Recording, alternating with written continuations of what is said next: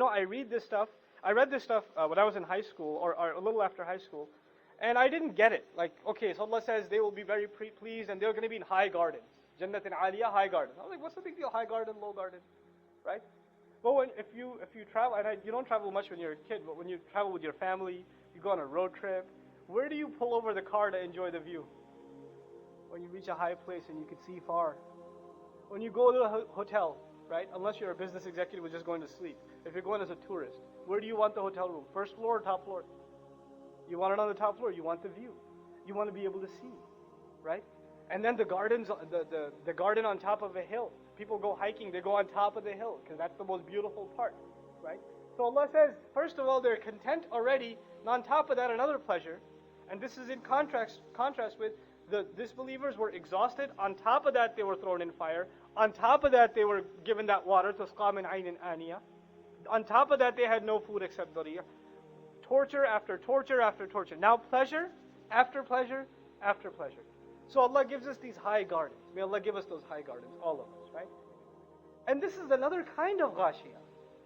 Now Jannah is a lush garden. It surrounds you, it envelopes you. You're up there on top of this hill in this high garden, and you're surrounded by just things you can eat, all kinds of fruit, flowers, right? All kinds of vegetation. So you're surrounded by all of these things. Now, then he says, you, the Messenger of Allah sallallahu alaihi wasallam, you will not hear in it any useless talk. You will not hear any useless talk. So, for a second, we were talking about the faces that are lit, the faces that are overjoyed, the faces that will have gardens, and then Allah starts talking to His Messenger sallallahu alaihi wasallam. So who's the first one guaranteed Jannah? The Messenger of Allah. He says, you won't hear anything there, because He's already guaranteed him that spot. He'll be there, and he won't hear anything, any nonsense. The other benefit of mentioning the nonsense, laghiyah from lahu, and it's the ism fa'il form, what it does is lewd, shameless, thoughtless speech. When you say something without thinking about it, you say absurd things, obnoxious things, all of this counts under laghiyah. He says to his Messenger sallallahu alaihi wasallam, you will not hear any nonsense, any lewd, any vulgar speech when you get there. Why is that important to the Messenger sallallahu alaihi wasallam? Because when he gives this da'wah to this noble word, what do people say in response? Don't they say lewd and vulgar and obnoxious things? Don't they say when they hear about dari' that the camel can handle it, I can handle it too? Inna lamarduduna fil hafira, we're going to be returned back, come on, get real. Right? Don't they call him insane? Don't they call him possessed by a jinn? They call him all of these hideous things. They say all these terrible things about Allah and His deen. And so Allah's Messenger is told, you won't hear any of this over there. La tasma'u fiha laghiyah. This in itself is a gift from Allah Azza wa Jal. But coming down, and by the way, so one of the pleasures of Jannah is there's no bad talk in Jannah. And the benefit of knowing that is, so what's the big deal? There's no bad talk. You see, evil speech or bad speech, in the end it hurts someone's feelings. No matter how rich you are and how well off you are, if your son or daughter or wife or mother, somebody talks to you in a hurtful way, is all of that money going to save you from not feeling bad?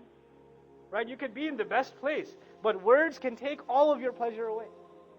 Hurtful speech can take all of your pleasures away. So one of the gifts in paradise is there won't be any words that will hurt your feelings. There won't be any words that you will feel bad about. Nothing will come and penetrate into your heart. And if you look at the people who live, you think they live well. In this life, you think that, you go to their house and you say, wow, did you see their place? Man, that living room was huge. Did you see their backyard, etc., etc.? You figure they're happy, and guess what? You don't know when they have fights amongst each other.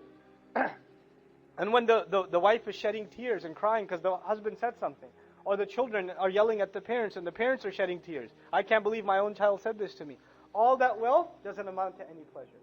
So this is one of the great joys of paradise. And from another point of view, when we move to a neighborhood, like especially when you're buying a property, because this is not rental. In Jannah, it's your property now. Allah is giving it to you, right? There's no eviction notice.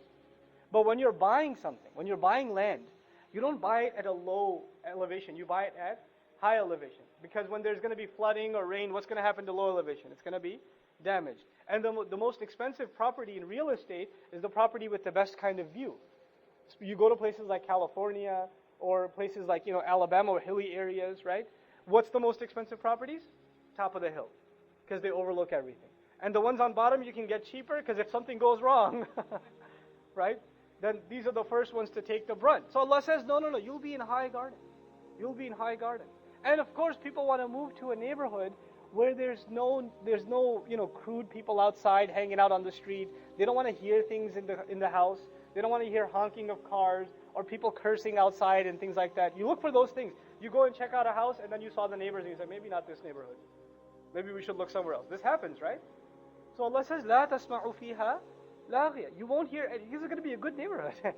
You're not going to hear bad stuff. You're not going to hear riffraff talking.